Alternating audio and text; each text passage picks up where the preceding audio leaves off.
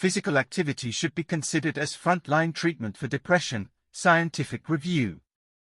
Suggesting someone struggling with depression or anxiety should start exercising more usually comes across as patronizing, but a new study into the powerful impact exercise can have on our mental health suggests exercise should generally be considered as the first option for treating depression and anxiety.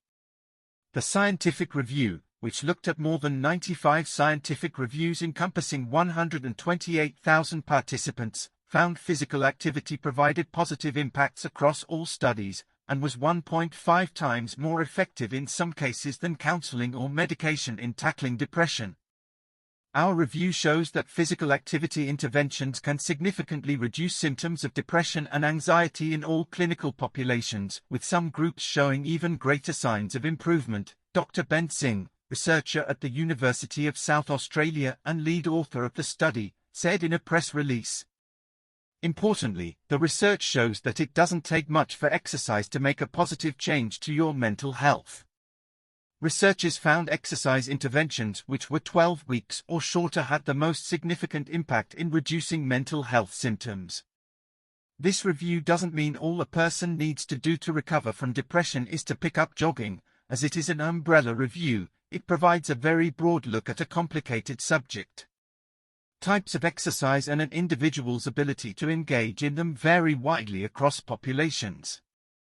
But researchers say the fact that exercise had a measurably positive impact across so many studies supports the idea that it should be considered seriously as a therapeutic intervention prescribed to patients. Physical activity is known to help improve mental health, Singh said. Yet despite the evidence, it has not been widely adopted as a first-choice treatment. A scientific review is when researchers take a broad look at the existing scientific literature on a topic in order to create a general understanding of the research landscape. This study is an umbrella review, which means it evaluates several scientific reviews to get an overall perspective on the topic. The review looked at 97 other scientific reviews, including 1,039 trials with 128,119 total participants. Studies were selected to be included in the review if they looked at adults reporting mental health issues and physical activity as an intervention.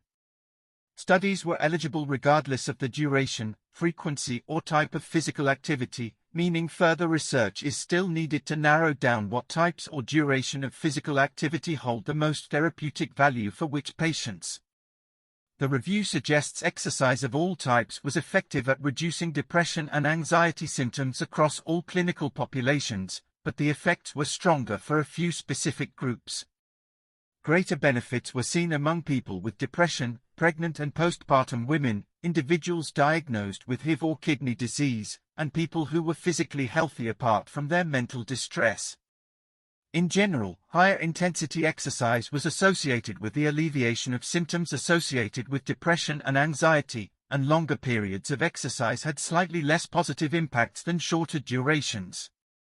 Researchers noted that longer duration exercises having less of an impact seems counterintuitive, and theorized that this could be due to participants not being able to adhere to longer durations of keeping the same exercise schedule, which could spur feelings of failure.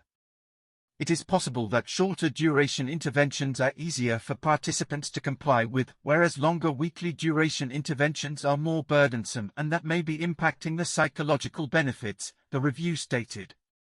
Researchers acknowledged that although their review cast a wide net, there were more studies which focused on mild to moderate depression included, and less that looked at anxiety and psychological distress.